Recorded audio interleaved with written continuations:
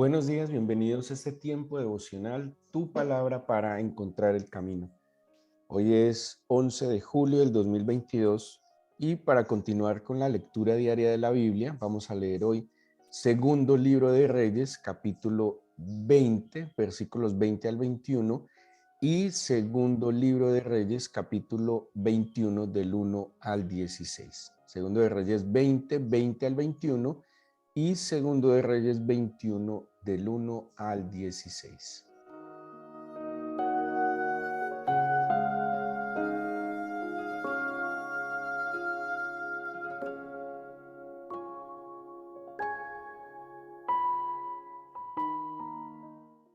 Hay un consejo que da, digámoslo, de alguna manera, el profeta Nehemías, aunque pues Nehemías no se reconoce como un profeta, pero pues profeta es aquel que habla en el nombre del Señor, que da a conocer los pensamientos del Señor.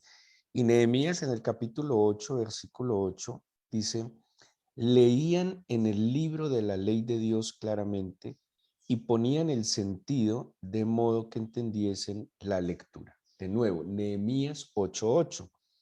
Y leían en el libro de la ley claramente. ¿Vale? Lo que reconoce en Nehemías que hacía el pueblo con Esdras, que era un sacerdote y escriba, y dice que Esdras, los sacerdotes, leían con el pueblo claramente, ¿sí? De manera que cuando leían claramente, además, le ponían sentido a la lectura, de modo que entendiesen lo que leían. Y aquí este consejo, más bien, o este ejemplo que nos da Nehemías, es cómo nosotros, o más bien, cómo deberíamos nosotros, al ir a la Biblia, al abordar a la Biblia, cómo deberíamos hacerlo. Lo primero que nos dice es leer claramente, ¿sí? Leer claramente. Segundo, poner el sentido. Tercero, pues de modo que podamos entender. Y este ejercicio que nosotros estamos haciendo de llevar una lectura cronológica de la Biblia es un ejercicio muy interesante para poder, primero porque demanda de nosotros leer claramente, ¿sí? Si no leemos claramente, fácilmente nos vamos a confundir, como suele pasar no solo en la lectura de la Biblia, sino hoy en día en cualquier lectura, porque hoy en día mantener la concentración en cualquier lectura es más difícil, y más en la Biblia, donde la Biblia a veces no nos lleva una línea cronológica o a veces incluso temática muy clara. Y, y este ejercicio de ir y volver, que vamos al profeta, que volvemos al libro histórico, que volvemos al profeta, que además vamos a otro profeta que es contemporáneo a este, como hemos visto en el caso de Isaías y Miqueas, pues parece un poco enredado, pero demanda sin duda alguna de nosotros leer claramente, poner el sentido de modo que podamos entender lo que estamos leyendo. En los seminarios bíblicos que nosotros dictamos, en el momento que estamos, en este momento que estamos estudiando, de hecho, en el seminario bíblico del Antiguo Testamento, estamos estudiando los reyes de Judá y los reyes de Israel. Y esto es muy importante entenderlo también, porque hay que tener claridad que hubo dos reinos, que Israel se dividió y que un reino siguió la línea eh, genealógica de David, va a ser la dinastía de David, sus descendientes que van a ser en Judá, y ellos van a tener unas características. Y hay otros reyes que están en el norte, que siguen siendo dentro del pueblo del pacto, pero que infortunadamente, pues al estar lejos de Jerusalén, que era el lugar de cohesión espiritual en medio del pueblo elegido, pues obviamente van a tener unas situaciones lamentables. Y a la hora de la lectura es muy importante tener en cuenta cuando estamos hablando de un rey del norte o de uno del sur, cuando estamos hablando de Judá y cuando estamos hablando de Israel, porque ambos tuvieron situaciones, amenazas que no fueron exactamente iguales. Por ejemplo, el reino del norte, que venimos leyendo tanto en Isaías como en el libro de los Reyes, cayó en manos del imperio asirio y cayó en manos del imperio asirio casi 200 años antes de lo que cayó el reino de Judá. Y el reino de Judá, cuya capital era Jerusalén, cayó en manos de los babilonios, que son dos imperios diferentes. De hecho, los babilonios van a tomar al imperio asirio. Los babilonios son un imperio posterior al imperio asirio. Y esto es muy importante entender porque el modo de operar de ambos imperios fue diferente, trajo consecuencias diferentes, tenían propósitos diferentes. ¿Y por qué digo propósitos diferentes?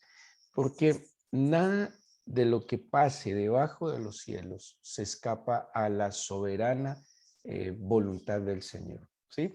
Y aunque hay cosas que el Señor directamente hace, hay cosas que el Señor simplemente no interviene, deja pasar o que el Señor va a permitir que sucedan. Y en el caso de estos imperios que se levantan, incluso en contra del pueblo elegido, pues hacen parte de ese mm, propósito o eso que permite el Señor como consecuencia en los casos del pecado de Israel, pero también como vemos la protección del Señor. Recordemos que el imperio asirio extermina de una manera muy particular al pueblo de Israel, quebrando su identidad, pero no logra tocar definitivamente al reino de Judá. Y es en lo que terminamos con la vida de Ezequías. Ezequías suplicó, buscó al Señor, el Señor lo libró de un enemigo muy poderoso como era Sennacherib, rey de Asiria, pero lastimosamente el pueblo de Israel, y es lo que vamos a leer hoy, pues no siguió en buenos caminos y al tomar un camino diferente, aunque fue librado del imperio asirio, no va a ser librado del imperio babilonio. Y quisiera que leyéramos hoy pues lo que nos invita a la lectura diaria. El capítulo 20 de Reyes, qué bueno que nos pueda acompañar con su lectura personal, terminan los últimos dos versículos con los hechos de Ezequías. Dice, los demás hechos de Ezequías y todo su poderío y cómo hizo el estanque y el conducto y metió las aguas en la ciudad, no está escrito en el libro de las crónicas de los reyes de Judá. Y durmió Ezequías con sus padres y reinó en su lugar Manasés su hijo. ¿Sí? Aquí nos describe los últimos días de Ezequías, que espero que lo hayan leído con detenimiento. Según la Biblia, Ezequías obró correctamente. Ezequías no tuvo un buen padre, Acaz no fue un buen padre, pero Ezequías tuvo un abuelo que actuó bien, ¿sí? Posiblemente alcanzó a tener influencia de su abuelo Jotam, que según la Biblia dice que actuó bien, solo que Jotam, el abuelo de Ezequías, no quitó los lugares altos de adoración. En cambio, Ezequías, que nos lo cuenta el mismo libro de Isaías y Crónicas en el capítulo 18, en segundo de Reyes, perdón, segundo de Reyes 18, nos cuenta cómo Ezequías, dice el versículo 4, quitó los lugares altos, quebró las imágenes, cortó los símbolos de acera, hizo pedazos la serpiente de bronce que había hecho Moisés, porque hasta ese entonces el pueblo de Israel le quemaba incienso.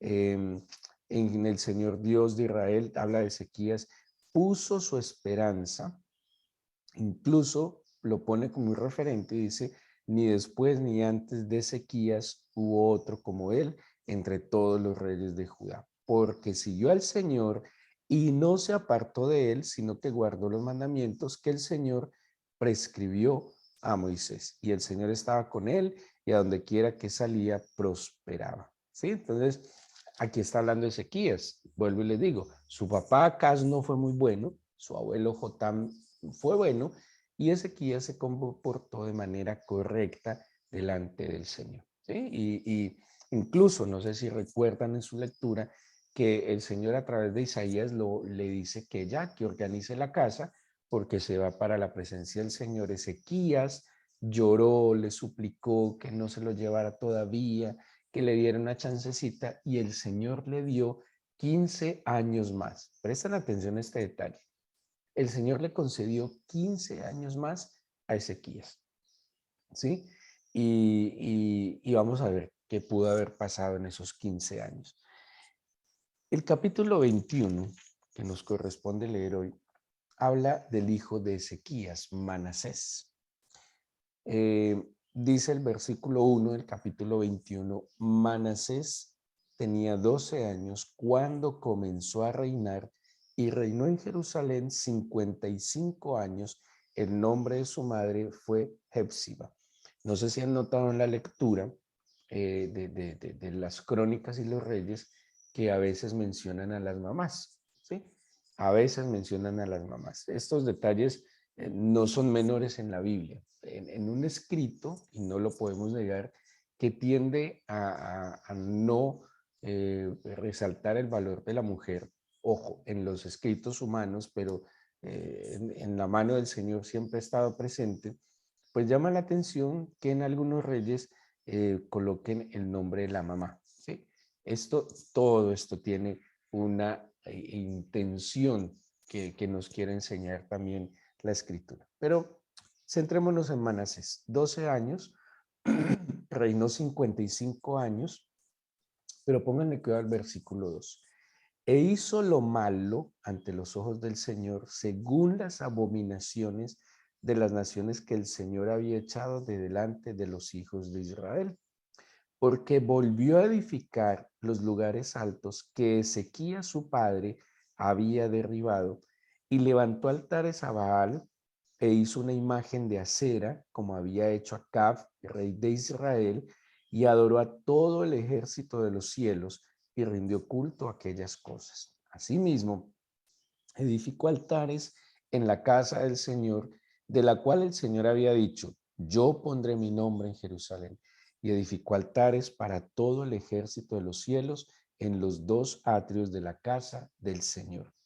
Y pasó a su hijo por fuego, y se dio a observar los tiempos, y fue agorero, e instituyó encantadores y adivinos, multiplicando así el hacer lo malo ante los ojos del Señor para provocarlo a ira. Y puso una imagen de acera que él había hecho en la casa de la cual el Señor había dicho a David y a Salomón su hijo, yo pondré mi nombre para siempre en esta casa y en Jerusalén, a la cual escogí de todas las tribus de Israel. Y no volveré a hacer que el pie de Israel sea movido de la tierra que di a sus padres, con tal que guarden y hagan conforme a todas las cosas que yo les he mandado y conforme a toda la ley que mi siervo Moisés les mandó. Vemos aquí entonces cómo Manasés hace completamente lo contrario a lo que su padre Ezequías hizo, o sea, completamente contrario. Ezequías, de alguna manera, hizo completamente lo contrario a lo que su padre Acaz hizo. El padre de Ezequías mantuvo los lugares altos, hizo lo malo. Ezequías entendió que no solo debía buscar al Señor, sino que era necesario quitar todas aquellas cosas que desagradaban al Señor. Y esto es muy, muy, muy tenaz, porque a veces el creyente, digamos lo que la generación que me antecedió no buscó al Señor, ¿sí? O sea, nada que ver con la fe. Digamos que mi generación, o sea, yo busco al Señor, pero mantengo las costumbres que tenían mis padres. Entonces, por poner un ejemplo, mis padres tenían la costumbre de, no sé, de embriagarse, de hacer negocios así como medio chuecos. Mis padres tenían la costumbre de decir mentiras, de tener sus mañas, pero yo voy a una iglesia, ¿sí? Entonces podríamos decir, eh, pues mis padres hicieron lo malo, tenían mm, cultos, porque esos son cultos, cuando yo sujeto mi voluntad a algo, le estoy rindiendo culto, cuando yo vivo prioritariamente por algo, le estoy rindiendo culto. Puede que una generación posterior va a una iglesia, le rinde culto al Señor, ora, lee la Biblia, pero mantiene las costumbres que hacían sus ancestros, basados en este ejemplo que les doy. Pero puede venir otra generación que además de darle culto al Señor, de ir a una iglesia, de orar en las mañanas, eh, de estudiar la escritura. Además, cambia las prácticas de sus ancestros, entonces ya deja de tener negocios chuecos, deja a un lado aquellas celebraciones donde hay licor, donde hay tabaco u otras cosas, empieza a actuar conforme a la escritura. Marca una diferencia esta generación, porque no solo dio culto al Señor, sino que además cortó el culto que se le daba a otros dioses. Y es que nosotros cuando leemos la Biblia vemos estas prácticas como cosas horripilantes, como esta gente, cómo es posible que adore al Señor y que tenga un templo al Señor, pero también tenga altares a otros dioses. Pero si analizamos un poco la vida del presente de los que nos llamamos creyentes, es muy posible que nosotros tengamos un lugar de culto al Señor, el único Dios verdadero, pero también otros altares en nuestra casa. Y nosotros podemos tener altares en nuestra casa. Por un ejemplo muy sencillo, el televisor para muchos es un altar, para muchos es un Dios, es un Baal.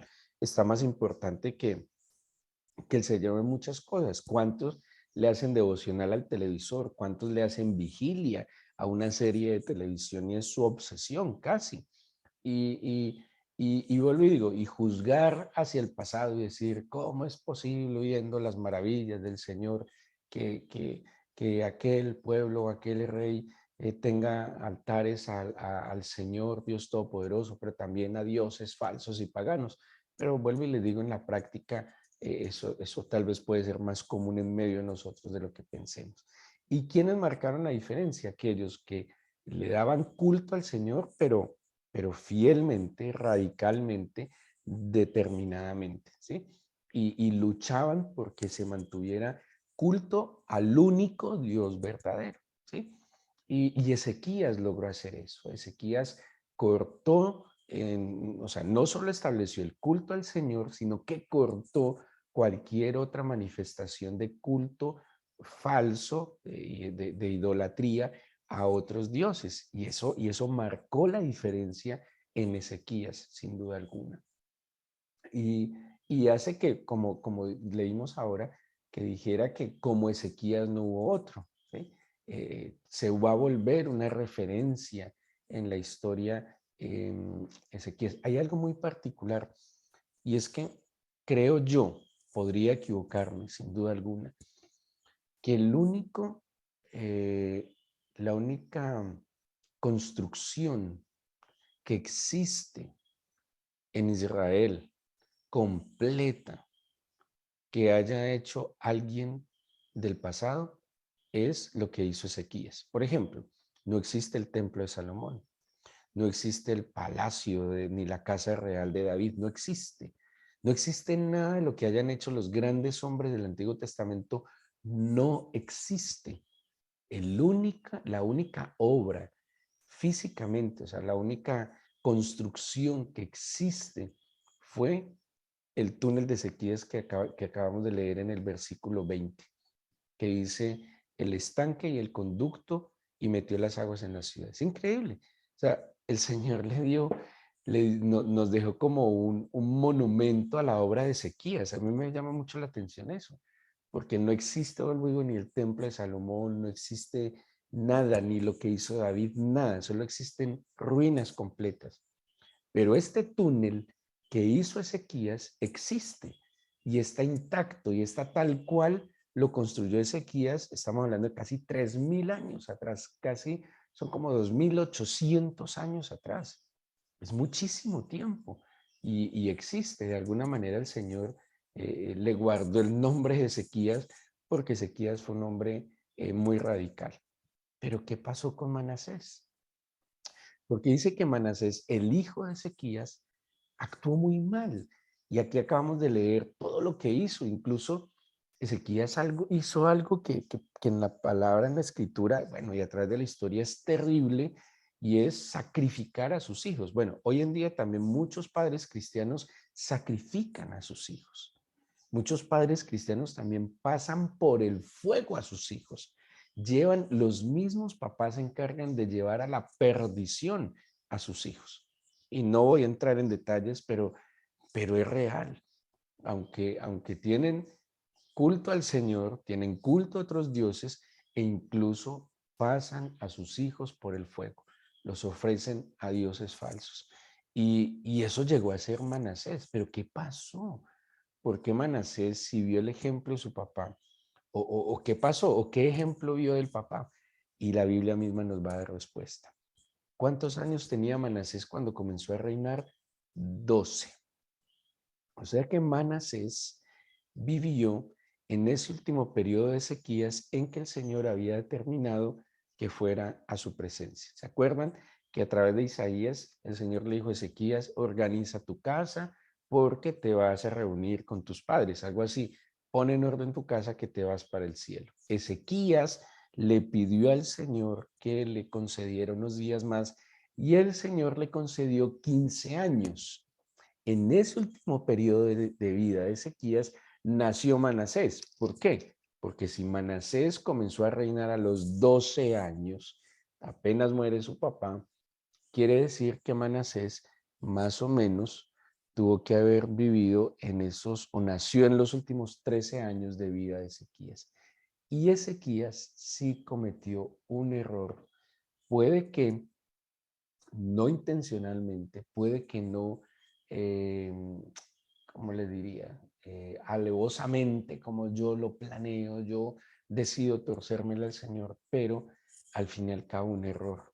Y le costó, eh, digámoslo así, que su hijo eh, mm, viviera todo esto y llevara al pueblo de Israel a la decadencia, porque Manasés llevó a Judá, perdón, a Judá a volver al paganismo. Eso fue la consecuencia. ¿Qué hizo Ezequías? En el versículo 12 del 20, dice que Merodac Baladán, hijo de Baladán, rey de Babilonia, envió mensajeros con cartas y presentes a Ezequías.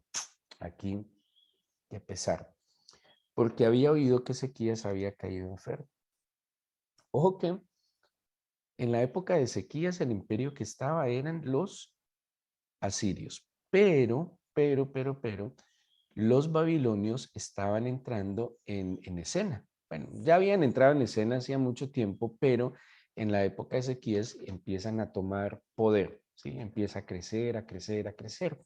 De hecho, los babilonios van a terminar acabando con el imperio asirio. Dice que este hombre de Babilonia le envió presentes a Ezequías porque había oído que Ezequías había caído enfermo. Hasta aquí pues todo parece muy normal. Un rey vecino, que no era tan vecino, le envía unos presentes porque supo su enfermedad y que se recupere. No sabemos qué tiempo puede haber pasado. Lo que sí es que estamos hablando de una gran distancia. Estamos en Segundo de Reyes, capítulo 20, versículo 12. Nos devolvimos un poquito a Ezequías. A ver, ¿qué pasó? ¿Por qué Manasés pudo haberse perdido? Y ya sabemos que algo pasó en los últimos 15 años de Ezequías. Dice que Ezequías los oyó, les mostró, ojo con esto, cuando vinieron de Babilonia, ojo, Ezequías oyó a los de Babilonia, les mostró toda la casa de sus tesoros, les mostró la plata, el oro, las especias, ungüentos preciosos, la casa de sus armas y todo lo que había en sus tesoros. Ojo con esto, ninguna cosa quedó que Ezequías no le mostrase, así en su casa como en todos sus dominios. ¿Saben qué pasó con Ezequías? Abrió la puerta de su casa, permitió que un ajeno extranjero viera su casa. Es como, como dice la misma Biblia, el que a portilla vallado lo muerde la serpiente. Hizo una pequeña puerta, le abrió la puerta a quien no debía. ¿Sí? ¿Qué pasó? El mismo profeta Isaías le dice: ¿qué dijeron aquellos varones y de dónde vinieron a ti? Y Ezequiel le contestó: de lejanas tierras han venido, de Babilonia, muy lejanas tierras. Era un camino de más de 1000 kilómetros. Y él le volvió a decir: ¿qué vieron en tu casa? Y Ezequiel le contestó: Vieron todo lo que había en mi casa, nada quedó en mis tesoros que no les mostrase.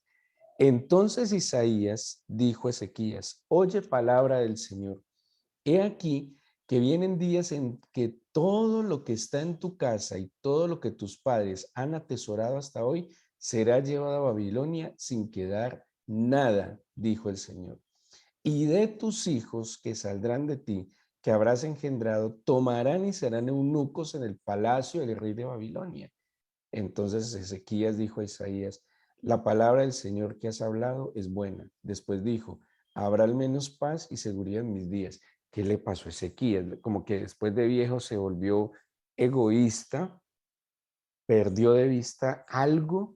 Incluso pues se supone que un buen padre está pensando en su descendencia. Un buen padre no solo piensa en la paz de su tiempo, no solo piensa en su bienestar, no atesoran los hijos para los padres, atesoran los padres para los hijos.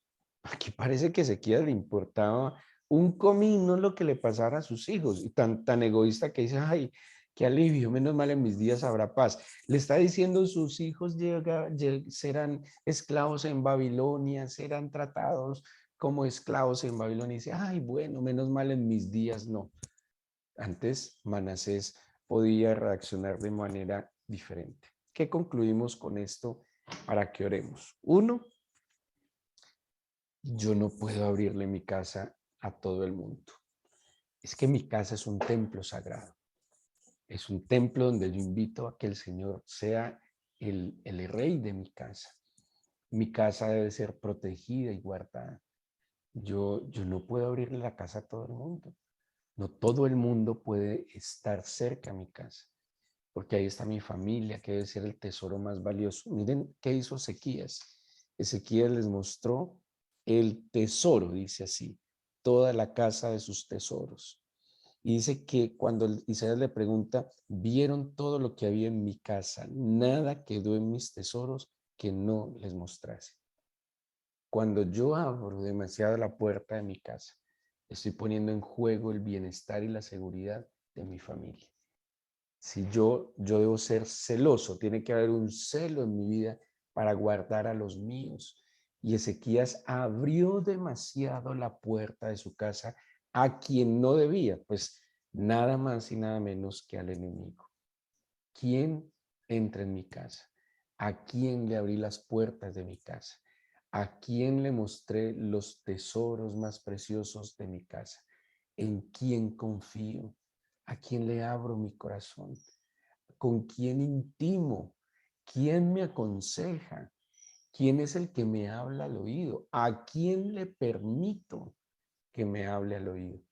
Y la destrucción, oído, porque fue la destrucción de Ezequías, de su descendencia y del pueblo de Judá, vino como consecuencia de abrir la puerta de su casa a quien no debía. Ojo, a veces entramos en relaciones, en amistades, hasta con la familia, donde abrimos demasiado la puerta de nuestra casa y nosotros no sabemos con qué intenciones llegan a nuestra casa. En el caso de Ezequías, estos que vinieron, y ojo con esto, que esto es, bueno, esto es, eso tiene un nombre, no me acuerdo en este momento, pero trajeron presentes a Ezequías. O sea, no llegaron como enemigos, llegaron como amigos, con presentes. Y Ezequías se emocionó, y yo no sé si es que lo cegó el presente. Eso dice la Biblia, que los presentes muchas veces ciegan el juicio. Se cegó, les mostró todo lo más precioso, y los otros que dijeron: no, pues esto está muy bueno, hasta que les gustó tanto que terminaron dominándolo. Muy, muy, muy delicado, y terminó simplemente con que su hijo se desvió. Su hijo no solo se desvió, hizo lo malo, y su hijo terminó entregando todos los tesoros que Ezequías permitió que conociera.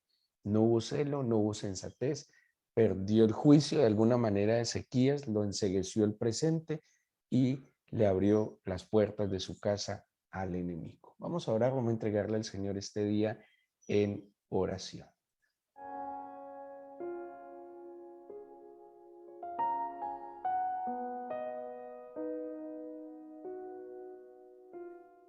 Padre del cielo y de la tierra, yo te presento mi vida, la vida de cada uno de los miembros de mi familia. Y te pedimos que nos despiertes, mi Señor, que el celo de tu casa y el celo de tu presencia nos guarde y nos proteja. Quiero pedirte, por favor, que si a alguien yo debo abrirle la puerta de mi vida y de mi casa es a ti. Porque al fin y al cabo, quien provee todos los tesoros y toda buena dádiva y todo bien, eres tú, Señor. Y tú lo concedes para bendecirnos, para glorificar tu santo nombre. Señor, ¿cuántas veces hemos dado confianza a alguien que lo único que ha hecho es abusar de esa confianza y tomado de nuestros más preciosos tesoros?